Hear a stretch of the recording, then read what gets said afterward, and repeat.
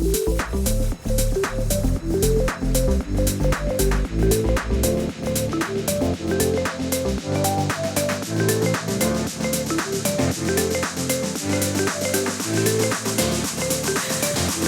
so today I'm excited to share with you a message that lies at the very heart of our Christian faith. So yung title po ng message natin for today is nandiyan na po sa screen.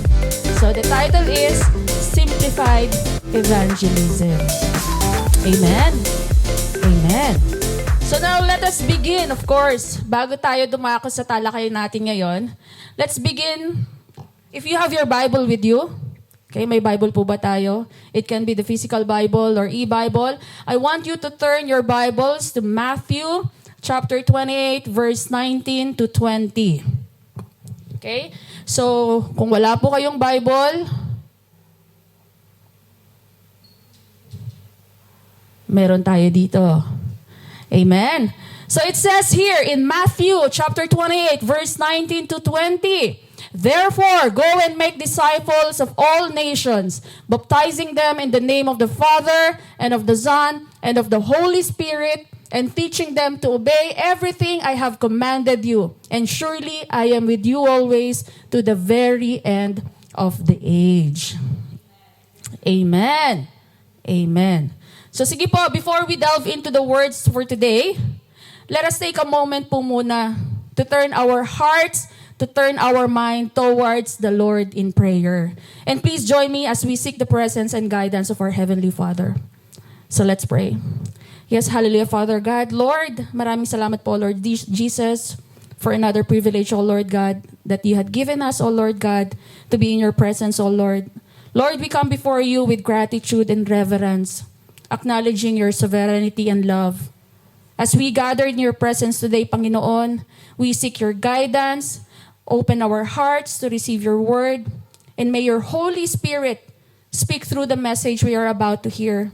Grant us understanding, O God, conviction, and a renewed passion for sharing the good news of your salvation. In Jesus' mighty name we pray. Amen and amen. Okay, so the words that we just read in the book of Matthew, chapter 28, verse 19 to 20, are not just a suggestion, but what? It's a commandment. Commandment from who? From Jackie? Salamat sa reaction. Commandment from our Lord, of course. So evangelism is not merely an option for the spiritually inclined. It is the central task. Take note, it is the central task assigned to every believer. It is the heartbeat of Christianity. Amen? Parang hindi kayo convinced dun sa salitang evangelism eh. Sige, gigisingin ko po kayo. Okay, so may graded recitation po to later ha. So you have to be alert. Okay, para matapos rin po tayo ng mabilis. So I will appreciate if you agree with what we are saying here. I will appreciate if you will say amen.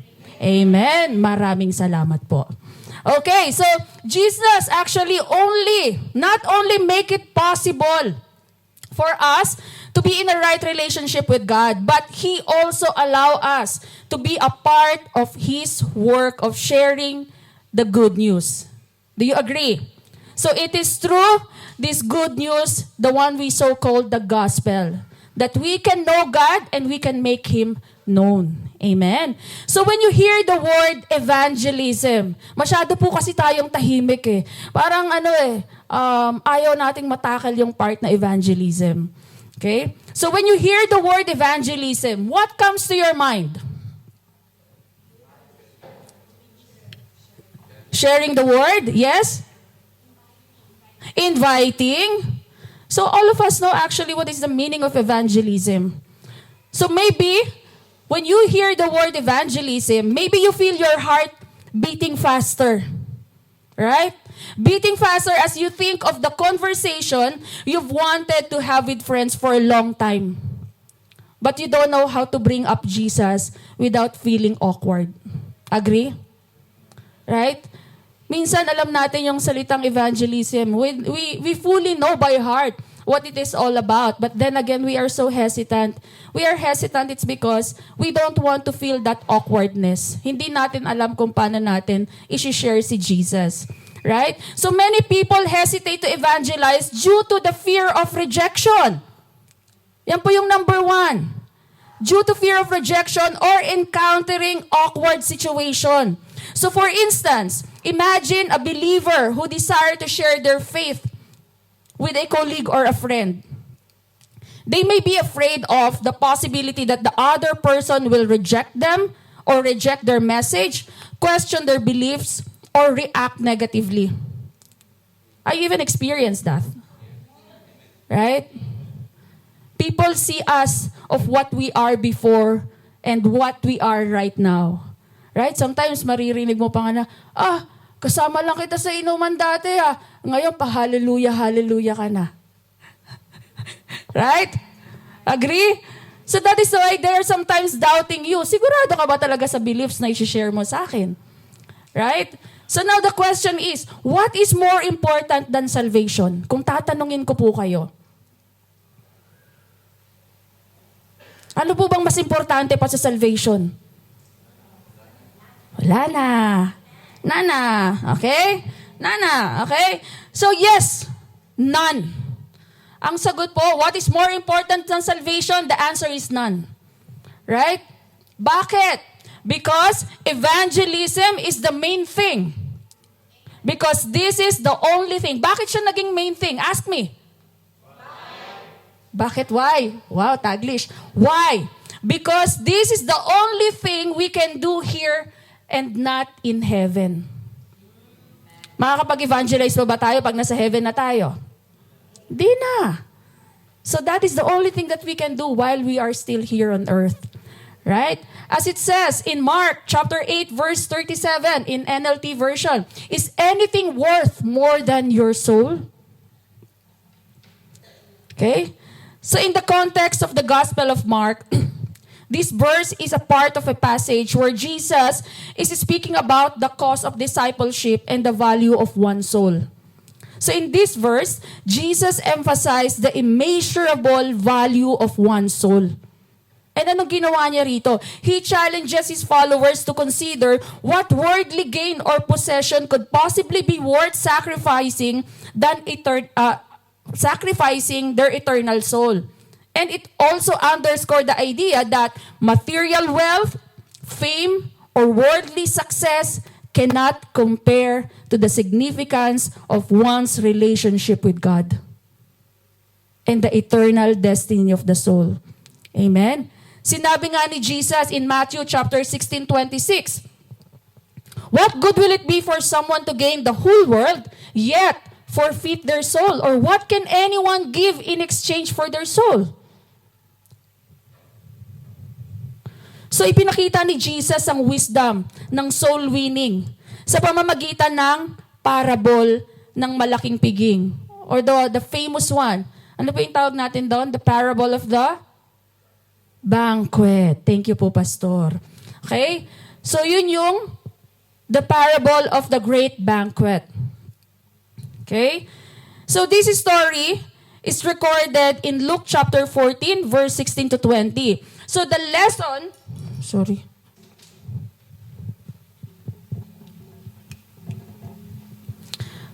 Okay, so the lesson from the parable of the great banquet teaches us the importance of seizing opportunities for joy and celebration rather than making excuses and missing out on life's blessings. So yung message of the good news of Christ is an invitation to everyone today. We can accept an invitation to the banquet or not. So everyone is welcome actually, but not everyone will attend. Right? So consider this one as an example. Those who accept the invitation are rewarded with a beautiful feast of salvation. The banquet God offers us is the mercy and grace we receive through the gospel. That is through Christ. So yung mga karapat-dapat, sino po ba yung mga karapat-dapat na inimbitahan sa banquet na to? Yun yung mga Jews. So dapat na inaanyayahan na yung mga Hudyo, sila'y tumanggi sa paanyaya. Bakit? Anong dahilan nila? Reason why they did not attend is first about wealth. So ano yung wealth? I cannot come because I just bought a field. Right? So mas nagmatter pa yung wealth. Second is about work. I cannot come because I just bought 5 oxen. And the third one is because of the wife. I cannot come because I just got married. Sabi ko na nga ba eh. Pero minsan, sinasabi ko sa inyo eh. Minsan, sagaba lang trabaho sa paglilingkod kay Lord. Joke lang po. So, ang mga hindi karapat-dapat is sino? Yung mga mahihirap, the crippled, the blind, and the lame ay ang mga hentil. We are the Gentiles. But the banquet opened and we have been invited. So this is the true essence of what? This is the true essence of grace. Grace is to receive what you do not deserve. Amen?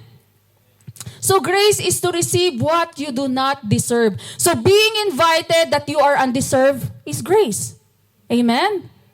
So grace was given to the Gentiles. In fact, the only thing given to the Gentiles is grace. Nothing more, nothing less, nothing else.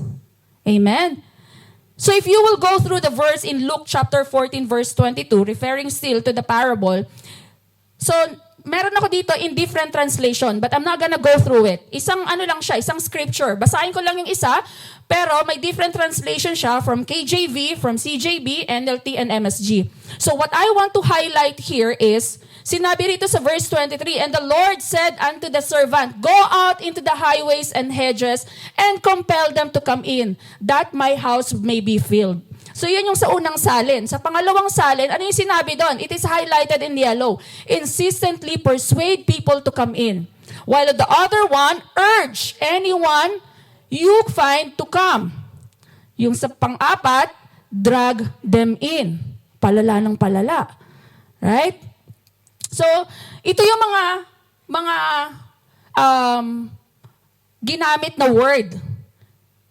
So, itong mga word na ginamit na to, insistently persuade people to come in, urge, compel, drag, make them come in, is actually the necessity of salvation. Amen? So this is a parable with spiritual importance. Kasi makikita mo doon yung urgency, needed, and desire sa buong story niya. So the main thing is to keep the main thing, main thing. Huh? Amen? So gets niyo na kung ano yung main thing? Ano yung main thing? Evangelism. So the main thing is to keep the main thing, main thing. In this parable, what is the main thing? Kung babasihan natin ng scripture, the main thing is the full house. It shows here the urgency, need of evangelism. That is why the main thing is evangelism. Worship is not the main thing. Why? Because we can worship here and in heaven. Amen? Fellowship is also not a main thing. Huh? Sure ka dyan? Baka mamaya, ano yun na ako? Sure ka dyan, fellowship? Worship? Hindi na ako mag-worship. Hindi na rin ako makikifellowship. Right? You have to hear me out. Worship and fellowship is not a main thing. However, it is important to note that worship and fellowship are also foundational components of the Christian life. While evangelism is highlighted due to its explicit command in the Great Commission and its direct impact on salvation. So worship and fellowship are equally essential components of a balanced Christian life. And each aspect contributes uniquely to the believer's relationship with God and the community of faith, of course. Emphasizing one does not diminish the importance of the others. Okay? Rather, they complement and enhance the overall Christian experience. Amen? So now, let's understand, what is evangelism? As it says here, evangelism is sharing the good news of Jesus Christ, proclaiming His salvation and inviting others into a relationship with Him. Amen? So it is about being a witness to the transformative power of God's love in our lives and carrying the torch of hope that those still walking in darkness. So pag sinabi nating hope, we are referring here to the future. Amen?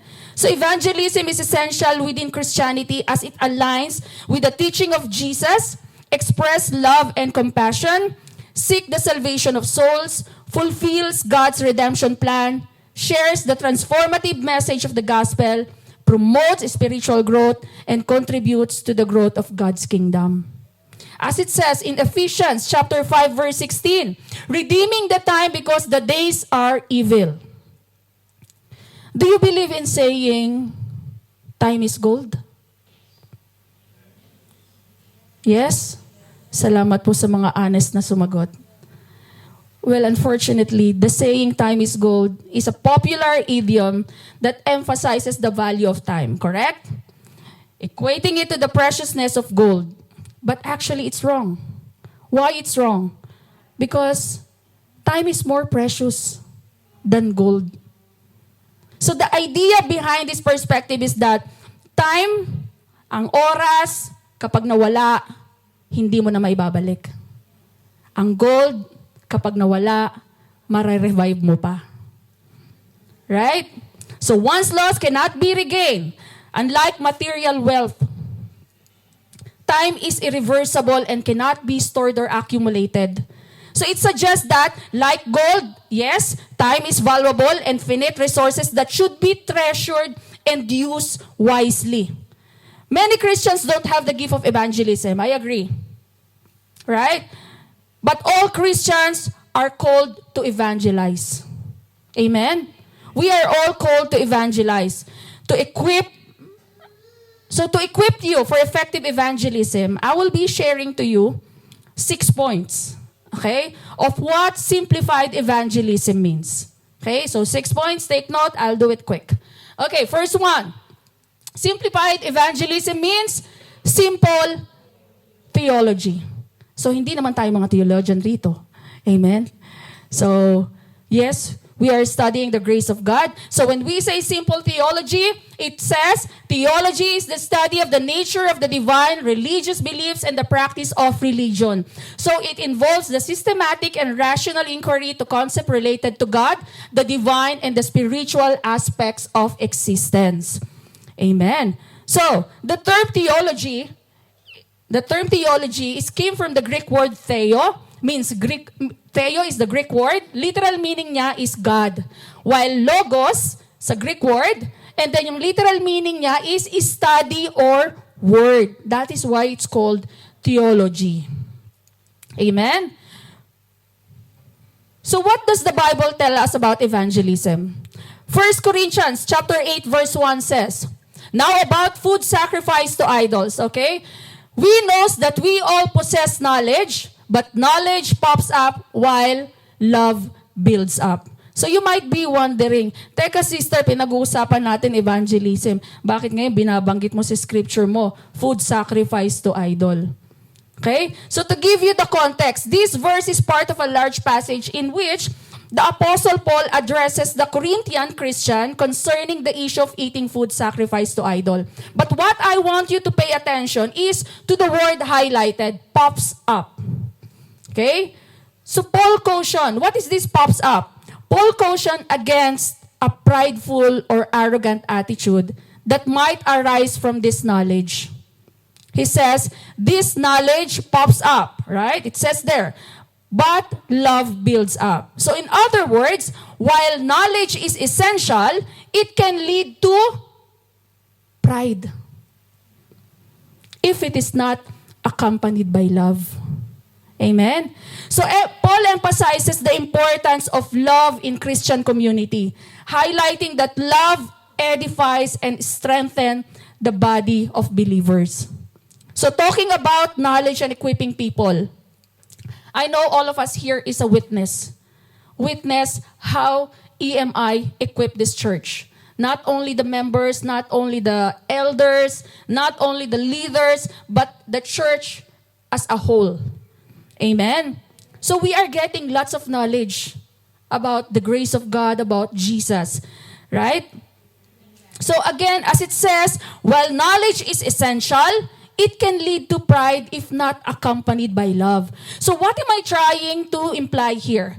As we gain knowledge, dapat wag lalaki ang ulo. Right? Ano dapat ang lumalaki? Ang puso.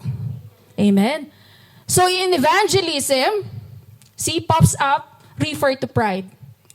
So heart to save soul. Kaya dapat hindi ulo ang lumalaki, kundi ang puso. Yung puso na handang mag-save ng kaluluwa. Amen? Amen. So, talking about theology, we need to also to understand that our salvation is a complete work of a triune God. So, ano ba to? Our salvation is complete work of the triune God. So, ano po ba yung triune God? We all know this, the Father, the Son, and the Holy Spirit. So, first one, the Father planned our salvation. Amen? Ephesians chapter 1 verse 4 says, "For He chose us in Him before the creations of the world to be holy and blameless in His sight in love." Okay? So from the first page to the last of the Bible, God has revealed His heart and His plan for all people. He has called and equipped us to be part of His mission of salvation. A salvation bought by the blood of Jesus and plan that involves us to play a part. Second one, the Son purchased our salvation. Amen? Ephesians chapter 1, verse 7 says, "In Him we have redemption through what?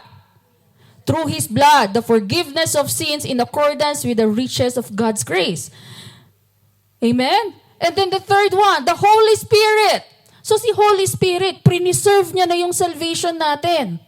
Amen? Ano po yung sinabi sa Ephesians chapter 1 verse 13? "And you also were included in Christ when you heard the message of truth, the gospel of your salvation. When you believe, you were marked Him with a seal, the promised Holy Spirit." Amen? So we're marked in Him with a seal. Sealed. Okay? We're sealed with the promise of the Holy Spirit. So upon believing, the Ephesians believers receive the Holy Spirit as a seal. In biblical language, a seal signifies what? A seal signifies ownership, security, and authenticity. Right? So the Holy Spirit is a guarantee of God's promises and assurance of the believer's identity as God's own. Amen? So when we say with a seal, that means sa pagkain pa, hindi na tayo uncontaminated. Sa kontrata pa, it cannot be changed. Right? Otherwise, you will breach the contract kapag hindi mo tinapos. So, seal also means done deal. Kasi preserved na tayo by the Holy Spirit. Amen. So in summary, Ephesians 1:13 underscore the progression of faith. Hearing the gospel, believing in Jesus Christ, and being sealed with the Holy Spirit. It highlights also the transformative nature of the gospel and the role of the Holy Spirit as a confirming and securing presence in the lives of the believers. Now, if I may ask you, who draws a person to Christ? Who draws a person to Christ? The Father. Right? The Father draw a person to Christ. Sinabi nga sa John hindi ko siya nalagay, but I'm gonna read it here.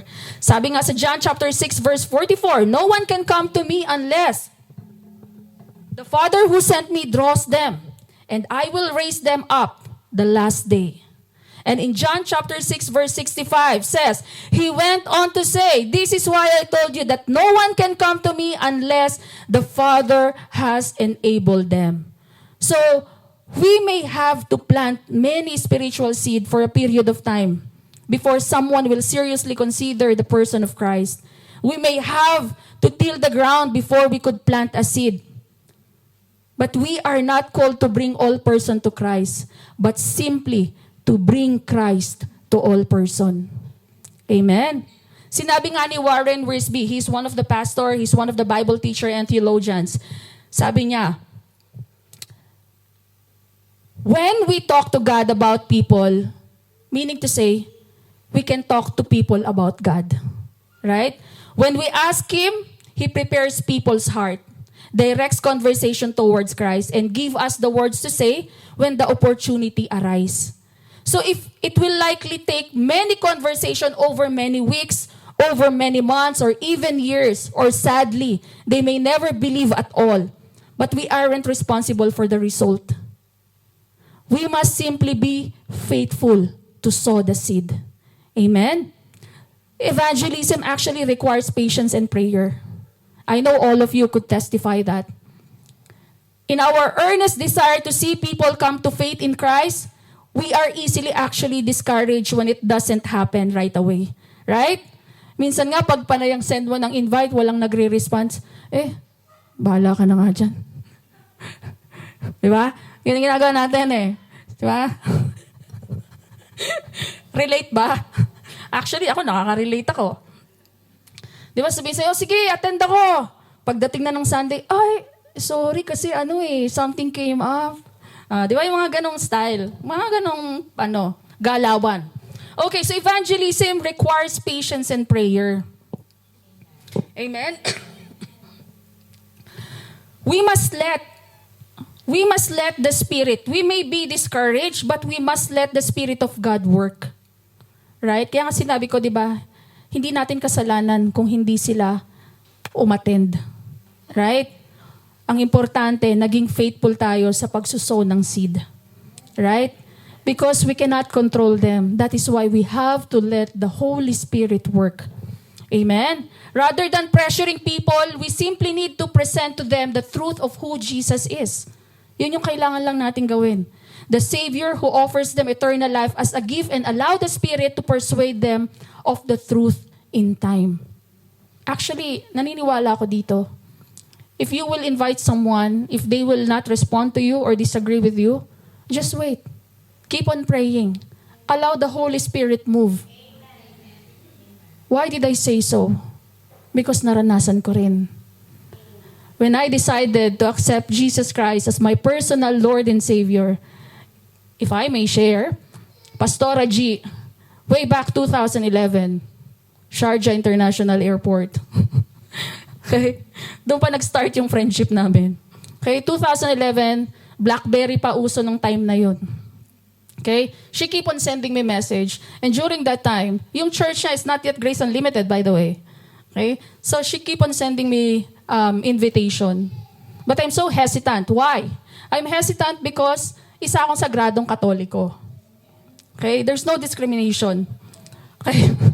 Isa akong sagradong Katoliko. So, parang, alam mo yung feeling na hindi ka ready. So, she never failed to send me a message plus follow-up from another member from this church. So, nung una, hindi ko siya pinapansin. Until such time again, she started sending me message. Alam mo yung feeling na whenever, in everyday na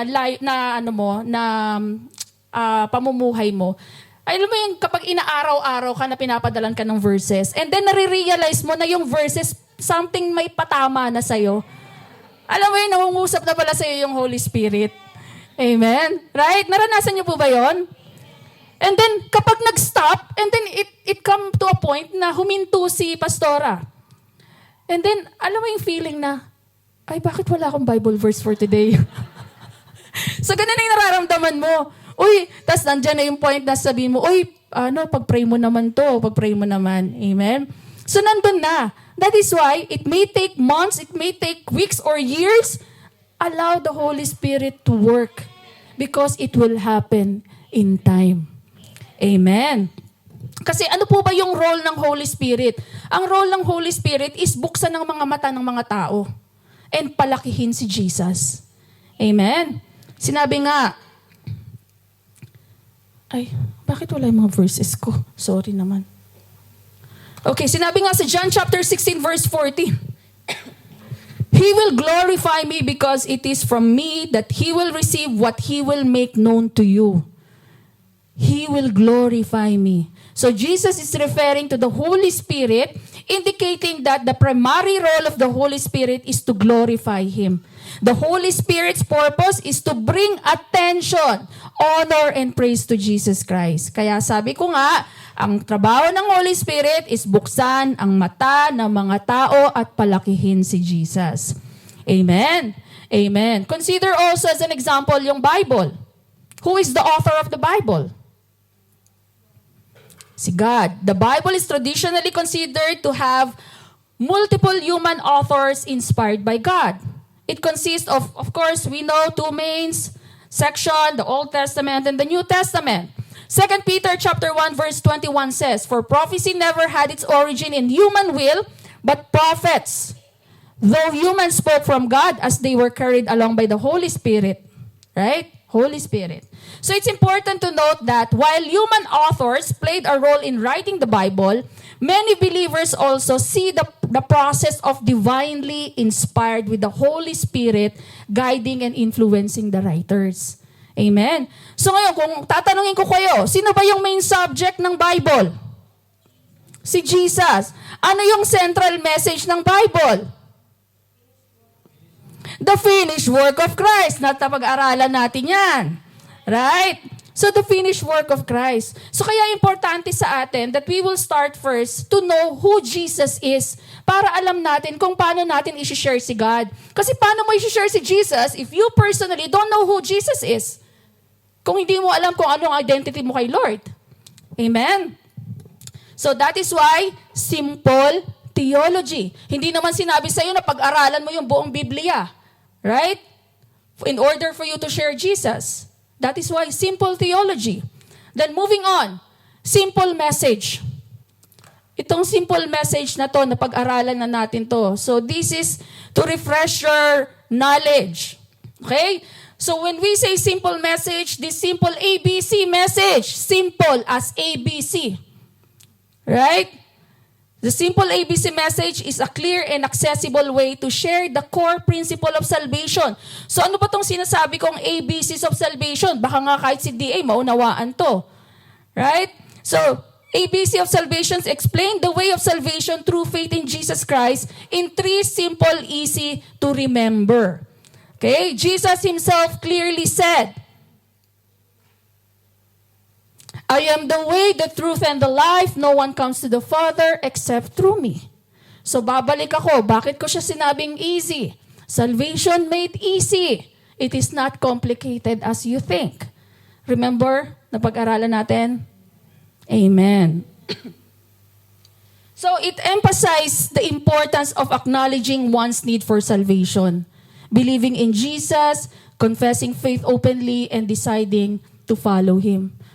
That is why, yung kinanta natin kaninang Christ is Enough, actually, yan yung first song na narinig ko nung umattend ako ng first worship service na inatinan ko sa Grace Unlimited.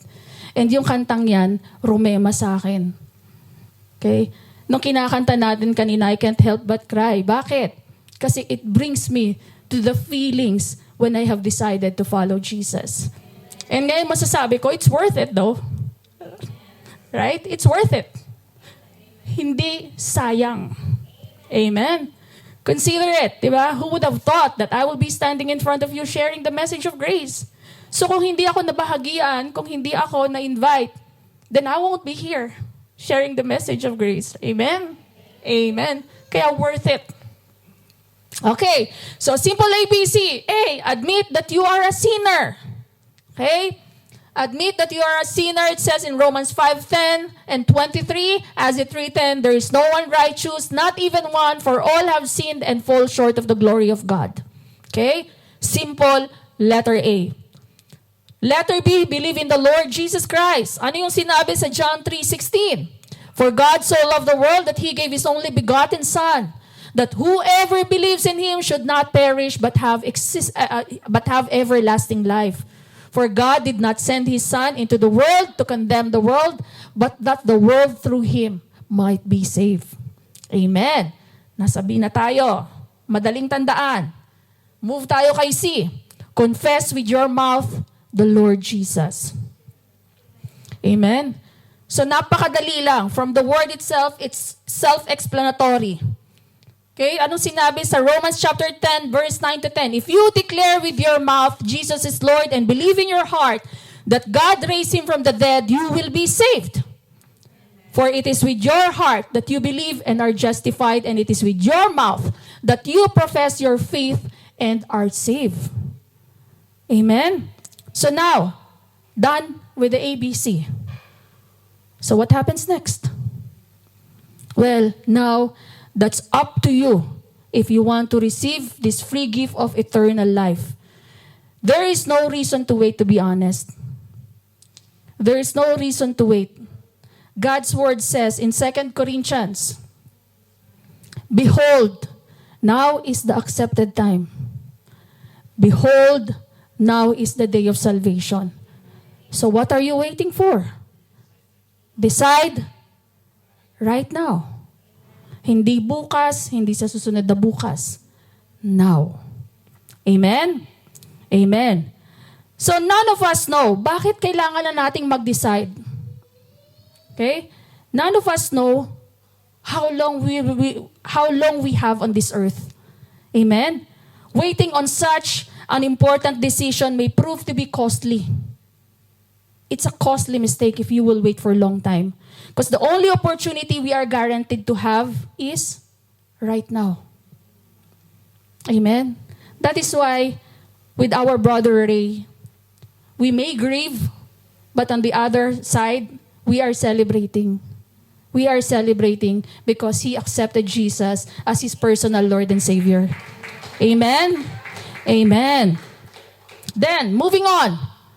Third one, simplified evangelism means simple ministry. Simple ministry.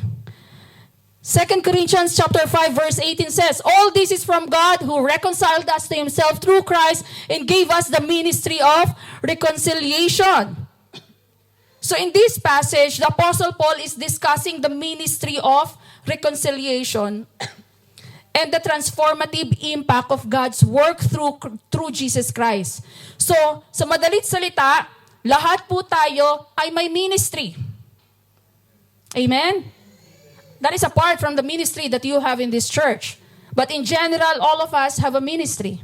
Ano yung ministry na yon? All this is from God who through Christ reconciled us to Himself and gave us the ministry of reconciliation. So every believer is called to ministry. Hindi lang si pastor, hindi lang yung elders, hindi lang si Jackie, hindi lang si Bishop, but all of us. Amen? So every believer is called to ministry.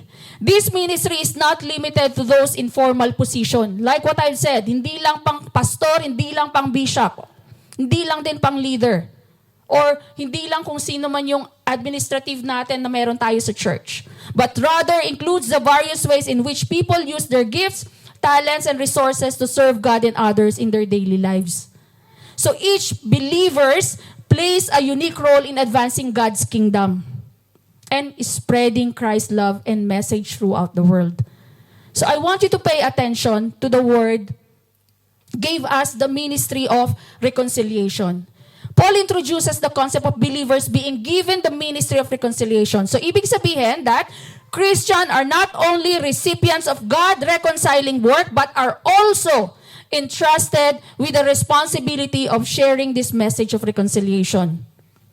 Amen? So, they are called, we are actually called to be ambassador for Christ, proclaiming the good news of salvation. Now again, if you will ask me, ano ba yung message of reconciliation na yan? So the message of reconciliation as presented in the Bible revolves around the restoration of a broken relationship between God and humanity through Jesus Christ. All of us are broken. Lahat tayo makasalanan. But because of the finished work of Christ, we've been reconciled. And again, it opens our relationship with Jesus. Amen? Amen. So the message of reconciliation proclaims that through Jesus Christ, God has provided a way for humanity to be restored to a right relationship with Him. It is a message of God's love.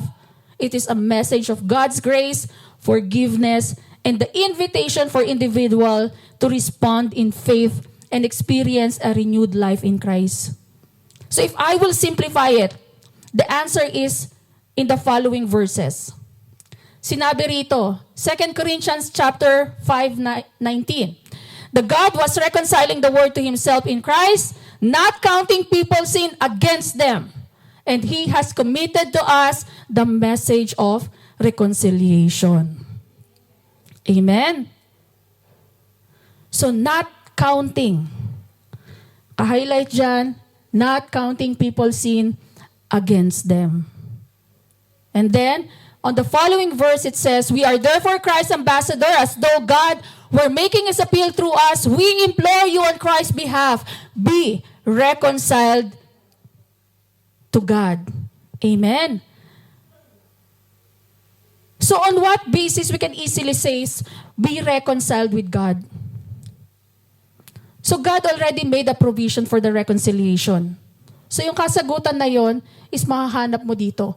We implore you on Christ's behalf, be reconciled with God. So if I will make it simple, para maunawaan natin yung message ni Lord, isa lang ang sinasabi niya. Sinabi na rin sa atin to ni Bishop, God is not angry with you. Amen? God is not counting your mistake. Everything with God is okay na. Wala nang problema kay Lord. So kaya what are you waiting for? If you are hesitant na lumapit kay Lord, think twice. Wala nang reason para mahiya ka pa. All you have to do is lumapit kay Lord and pasalamatan mo siya sa sukdulang biyaya niya sa iyo. Amen? Sukdulang biyayang binigay niya sa iyo kahit alam niya na hindi ka karapat-dapat. Amen? Ngayon ka pa ba mahihiya? Right? Kinakanta natin yan, di ba? Ang sinabi niya, niyakap mo ako sa aking karumihan. Inibig mo ako nang di kayang tumbasan. Diba? Amen. So malinaw. Amen. Then, fourth one. Simplified evangelism means simple story. Tara, kape tayo. Simple story. Evangelism is a simple story of life change. Evangelism, I will repeat. Evangelism is a simple story of life change. So in essence, evangelism is the sharing of simple yet profound story. The story of how encountering Jesus Christ can bring about a remarkable change in the path and purpose of one's life. So this narrative is not just a set of beliefs, but a living testimony of life transformed by the power of God's love and grace. Example natin, if I will give you an account in the Bible, isang best example dito is the story of Jesus restores a demon-possessed man. That is recorded in Mark chapter 5, verse 1 to 20. So the location is, it's in the lake to the region of Gerasenes. So isang town lang siya sa Decapulo. Okay? So what happened to the man? In Mark chapter 5, verse 2 to 5, it will tell us actually the description of the man. So ano yung description ng man doon? A man with evil spirit. A man live in a tomb. No one strong to subdue him. He would cry out and cut himself with stone. So yun yung description nung demon-possessed man from the first five of the verses. Okay? Then Napipicture out nyo na. Okay? Now, in verse 15, what happened to a man? So ano yung after? Binigay ko sa inyo yung before description. Now, sa verse 15, ano yung after description? Sinabi rito, when they came to Jesus, they saw the man who had been possessed by the legion of demons, sitting there, dressed, and in his right mind. Before and after. So if I will ask you, is there any difference in the description na shinare ko sa inyo? Meron. Evangelism, it simply says that evangelism is a simple story of before and after. Story mo na kung sino ka dati bago ka kumilala kay Lord. At yung story mo, ngayong kilala mo na si Lord. Malinaw? Even you can assess yourself, right? Kung paano ka binago ng biyaya ni Lord. Amen? So, essence of evangelism, nung una, wala tayo kay Lord. Pero ngayon, nakakilala na kay Lord. Amen? Amen. Mark chapter 5 verse. Okay, then, anong nangyari? After verse 15, anong nangyari sa story na to? Nung pinagaling siya, nung hinil siya ni Jesus, anong nangyari ngayon sa demon-possessed man? Aba, gusto niya nang mag-join sa G12. Gusto niya na mag-join sa G12. Aware po ba tayo what is G12? Yes, those are the group of the disciples. Right? So gusto niya na kaagad mag-join ng G12. So anong sinabi ni Jesus sa verse 19? Sinabi ni Jesus sa verse 19, Jesus didn't allow him to join the original G12, but what he tells him is to go home to spread the message of what Jesus done to him. Evangelism o hindi? Evangelism. And then sa verse 20, so the man went away and began to tell in Decapolis how much Jesus had done for him, and all the people were amazed. Amen? So this is one of the example of evangelism. Second account, Jesus heals a man born blind. Amen? Aware po tayo sa mga story na to. Okay? So anong nangyari dito? Blind yung tao, pinagaling ni Jesus. To cut the story short, anong nangyari? Question ng mga Pharisees. Anong ginawa? Pinatawag ang magulang. Ininterrogate ang magulang just to affirm if talaga nga naman talagang bulag nga talaga siya. Kasi walang naniniwala. Amen? So anong ginawa? Anong naging response nung blind? Nung tinanong siya, he replied, whether he is a sinner or not, I don't know. One thing I do know, I was blind, but now I see. Amen? Another example of evangelism. Amen? Amen. Kaya, if you have a story of life change by Jesus, it simply tells you that you can evangelize. Amen? Kaya nga palagi ko sinasabi, di ba? Sinasabi ko sa women's palagi to. Imarites mo na yan. Okay? Imarites mo in good way. Anong imarites? Mare, testify ka sa kabutihan ni Lord sa buhay mo. Amen? Simple story, right? Buhay mo na binago. Your testimony is one of the strongest example of evangelism. Amen? Amen. Moving on to the fifth. Simple act. Simple act. Evangelism can be as simple as a conversation. Labas ka lang ng pinto. Chika lang kayo. Conversation lang. If both of you are interested with the topic, malayo mararating nyo, pupusta ako. Right? If you find a common ground, malayo mararating ng topic, ng usapan nyo. So, simple act. Evangelism can be a simple act, as simple as conversation. Engaging in meaningful and genuine conversation provide an excellent opportunity to share one's faith and the message of the gospel. So remember, Ano yung goal natin dito? The goal of evangelism is not just to convey information, but to genuinely connect with others. Share the hope and love found in Christ, and allow the Holy Spirit to work in the hearts of those you engage with. Example, ito,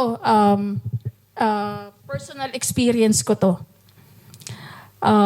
Na-experience ko na someone approached me. They're evangelizing. It happened only recently actually, a month back. Nasa park kami, Almajaz. In-experience namin si B. Laban. Yung B. Laban na bagong ice cream shop dyan na pinipilahan ng pagkakapal-kapal. Okay? Masarap naman in fairness. Okay? So, umorder kami ng pagkain sa that pizza factory. Pizza factory, and then bumili rin kami ng ice cream. And then, nagpunta kami sa opposite side. Doon kami kumain. We're about to eat, and then suddenly someone approaches us. So, nag-evangelize sila. So, anong ginawa? Tinanong niya muna at first, tinanong niya na pwede bang makausap kayo for a minute, ganyan. Tapos nung nagsabi kami, okay, para hindi naman mabastos, so we agreed. And then, binanata na ako ng pagkarami-raming verses. Imagine, I'm already a born-again Christian. I also have the knowledge when it comes to the Bible. I've learned also those, and yet, parang hindi nag-function ang utak ko for a minute. Bakit? Because that person bombarded me with a lot of verses. Meron pang pa-leaflets. Okay? Kasi yung leaflets, hindi maintindihan kung anong nakasulat kasi mekos-mekos na. Okay? So that is just an example. Now, what is the message that I want to pass on to you? When engaging in evangelism, especially with those who may be unfamiliar with or skeptical about the Christian's faith, it's often more effective to be mindful of the way you share Scripture. Kasi kung papaliguan mo, tatagtadin mo ng pagkarami-raming verses, sa dami ng sinabi mo, wala ka talaga akong mauunawaan. Paano na lang ako na believers na ako? Paano na lang yung unbelievers? Right? So, ano yung dapat natin gawin? Whenever you are evangelizing, start with a common ground. Like what I've said, common ground. Begin with a conversation by finding common ground or shared experience. Right? This help builds rapport. So yun yung doon na mag-i-start yung conversation mo. Kasi kapag nahanap mo yung common ground, it will be relatable. Ang hirap kasing mag-share ng something na hindi ka naman makarelate. Right? Then listen actively. Hindi lang yung daldal ka lang ng daldal. Pakinggan mo rin kung ano yung thoughts ng sinisharean mo. Share personal stories. Okay? Personal stories lang tayo. Narrate the personal stories or experience related to your faith. Because this can be more engaging and relatable than presenting a series of verses. Amen? Ask open-ended question.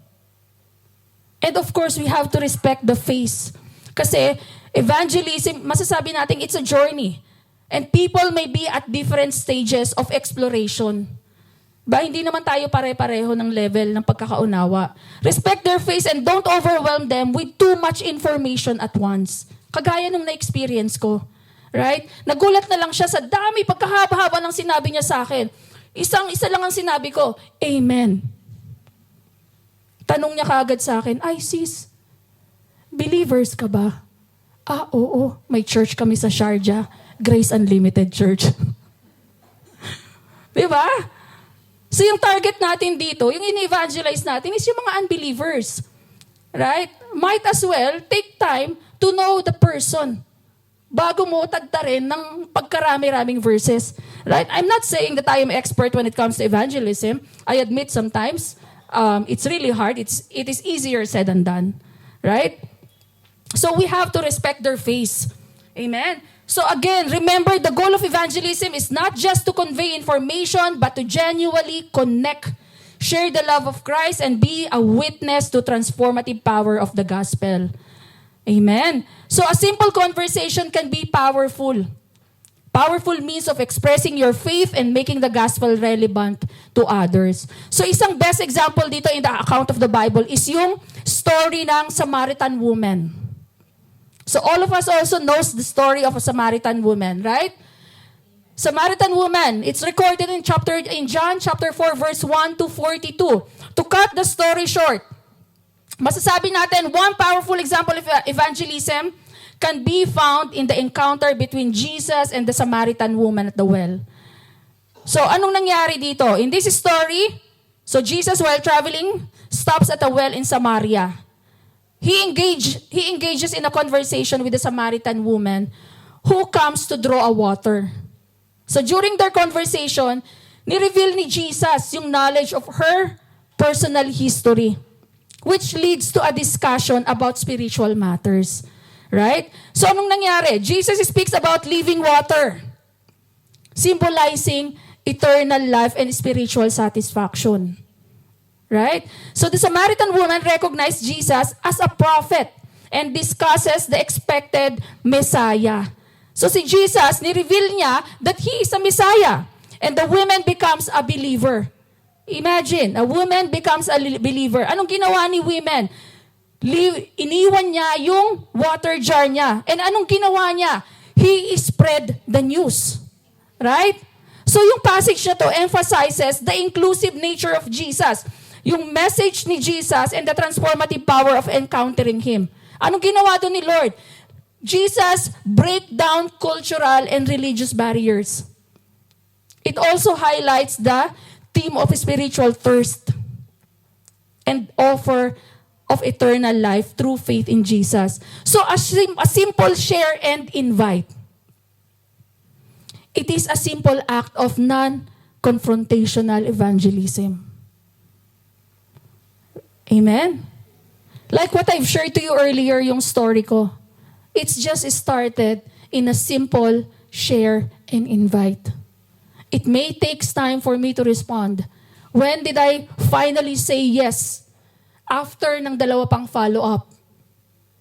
After Pastora G, may dalawa pang follow-up, which is from Grace Unlimited also.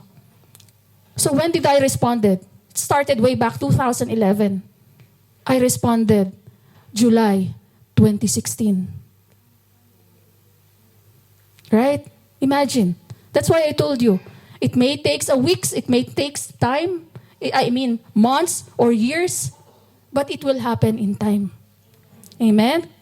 So, shinare ko sa inyo kung ano yung naging experience ko nung hindi na ako nakakatanggap ng Bible verses. Right? Nung hindi na ako kinukulit. And isipin nyo, in-invite niya ako before sa unang church pa nila. So talagang hindi talaga because it is not the right time. Hindi ako para sa church na yun. Amen? Nung nag-yes ako, dinala ako sa Grace Unlimited Church. So ibig sabihin, I am meant to be in this church. And it happened in time. Amen? Amen. So, a simple share and invite are a simple act of non-confrontational evangelism. Sinabi dito ni Bishop, flex ko lang tong post ni Bishop. Ano sabi dito ni Bishop? Share and invite are the two easiest things you can do to impact someone's life and eternity. Merong side notes, I just don't understand why others can't or won't. I will leave that for you to answer it. Amen? Amen. Okay, moving on. Last point. Simplified evangelism means amazing result. Yung tipong mapapakantang Amazing Grace. Right? So, sorry.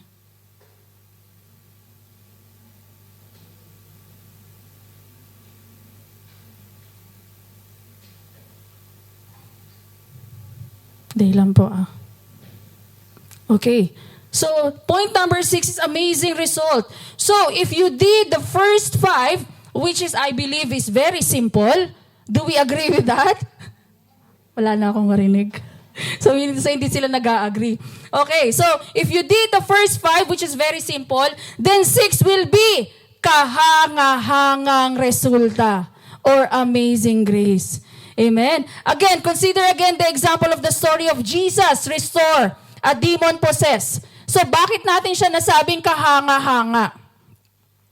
Kahanga-hanga siya. Ano bang naging end result or after result ng story na to?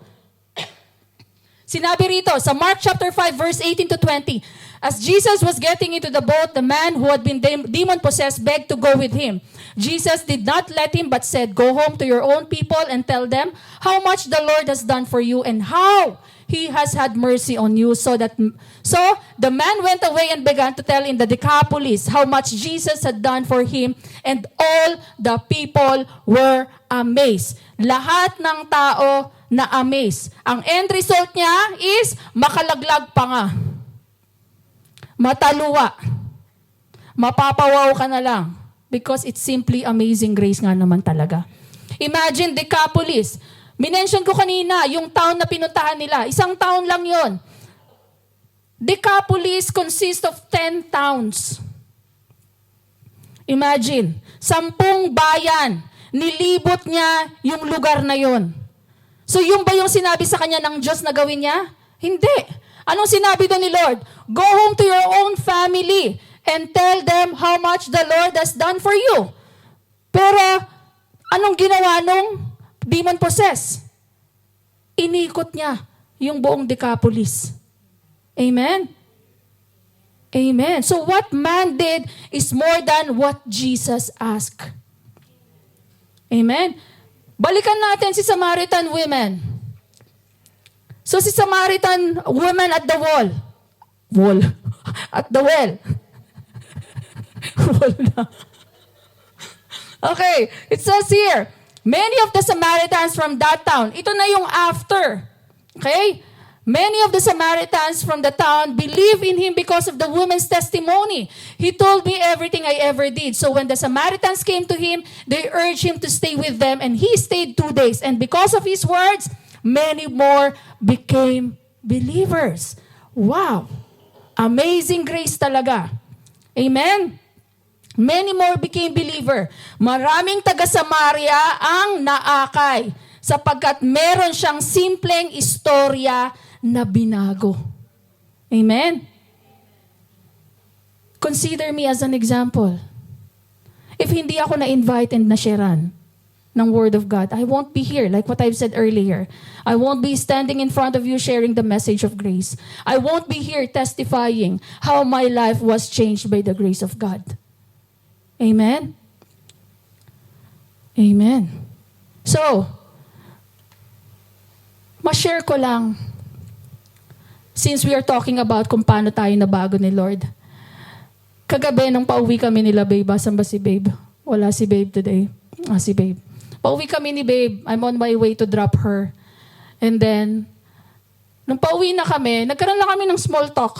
Since dalawa na lang naman kami. Diba? So this past few weeks, masyado tayong naging busy sa activities sa church, right? Masyado tayong naging engaged. So talagang non-stop talaga siya. Then, Babe asked me, anong sabi sa akin ni Babe? Ate, hindi ka ba napapagod sa oras na meron ka? I'm not bribing myself, okay? I just want to share this to you as my testimony. So sabi niya sa akin, ate, hindi ka ba napapagod? Ipapahinga mo na lang. Itutulog mo na lang, and yet you're still doing it. Kasi nga, nakaschedule ako na mag-preach today. Amen? Yes, I admit there are times, if you are sharing the Word of God, there are times talaga that you will have a sleepless night. But I will tell you, charged to my experience, it's worth it. Wala man akong tulog, but it's worth it.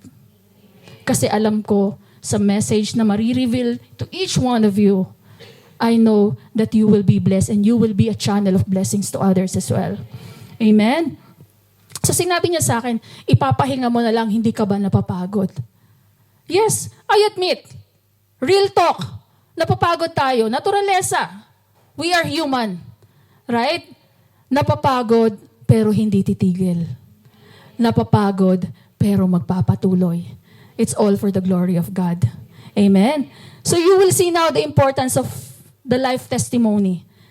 And I believe each one of you here is also have a words to say. You also have your own testimony to share that will inspire others. Kaya nga sinabi natin, di ba? Simplified evangelism. We don't need to complicate it. It's just a simple theology. It's just a simple message. It is just a simple story. Amen? So napakadali. That is why we name it as simplified evangelism. So now, ano ba yung pinaka-ultimate goal nito? The heart of evangelism is the salvation of souls.